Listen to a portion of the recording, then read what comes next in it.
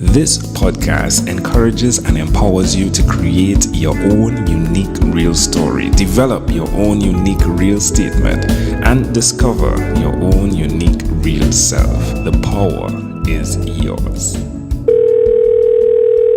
Good night, Beth Lauren. How are you doing on this wonderful, beautiful night? I'm doing very well. Happy to be talking to you. It's a great pleasure to connect with you as well. What part of the world are you in right now? I am in Brooklyn, New York. All right. And which of your talents is responsible for us connecting at this specific time in history? Writing, definitely. Ooh, who did you learn that from? Well, some of it is some talent I was born with, I hope. And I really just kind of read a ton and really sought out the best kind of authors and screenwriters and people that were good teachers. Now, are we talking about magazine type writing or probably a bit more? More. Actually, I am a screenwriter, and I've had some work produced. And then I wrote a memoir, and I self-published it, and I didn't really do much with it. And now a publisher is going to republish it this year. So I'm very excited about that. So we're talking about thousands and thousands and thousands of words. And then Yes. we're talking about all types of necessary structure and strategy and character creation. Oh my gosh, you're good. Yeah, thank you. Yeah, a lot of frustration and insanity, but it's good. I'm happy with it. So any feature films?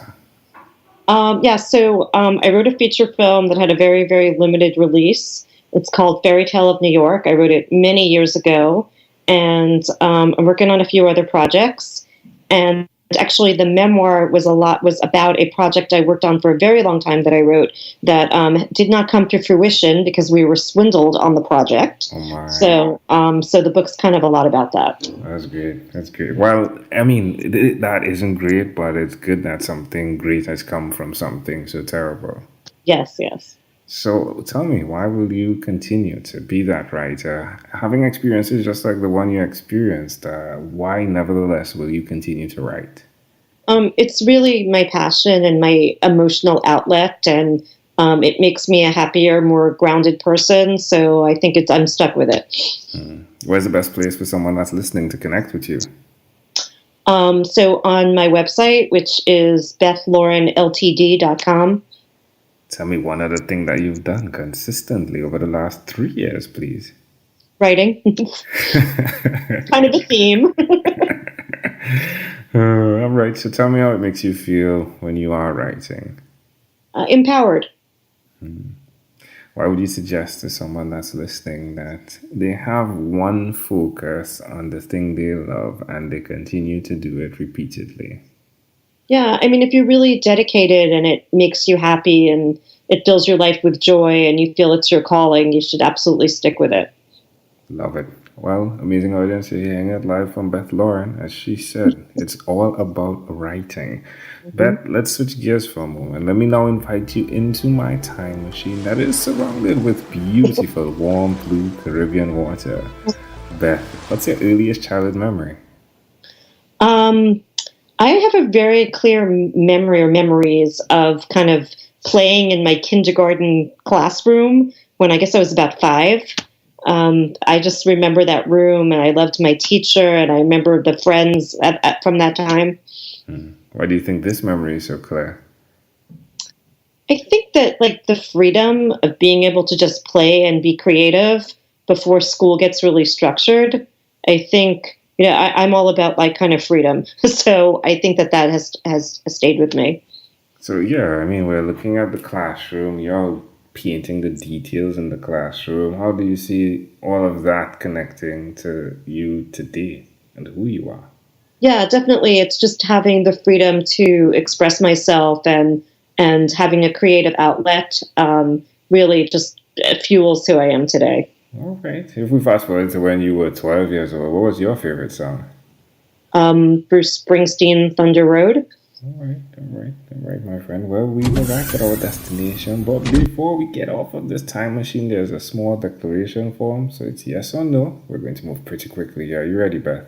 Yes. Beth, have you chosen someone to pass on your skills to? Yes, my nephew. Are you married? I am single. Do you have children? I do not. Do you believe in God? I kind of believe in a godlike force in everyone. Do you have an inner circle of friends? I have more like friends scattered all over the globe. Okay. Do you watch TV for more than 3 hours a day? No. How about 3 hours a week?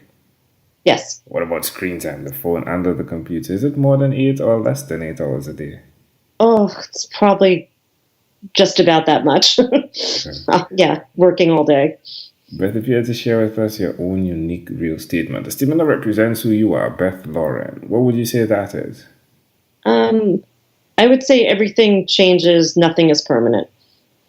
Beth, this is such a great pleasure, a short pleasure, right? I think you'll be the shortest 12-minute convo I've had thus far. But before we leave, is there anything else you'd like to share with our amazing audience?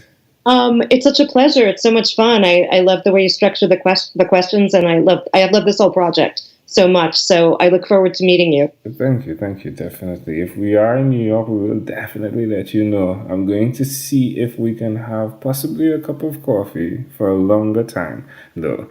I would love that. Come out to Brooklyn. I'll show you. Thanks, Beth Lauren. Thank you for being on What is Inspired by 12-Minute Convos with Angel Jones. Thank you so much. You're welcome. This segment has been brought to you by Amazel Enterprise.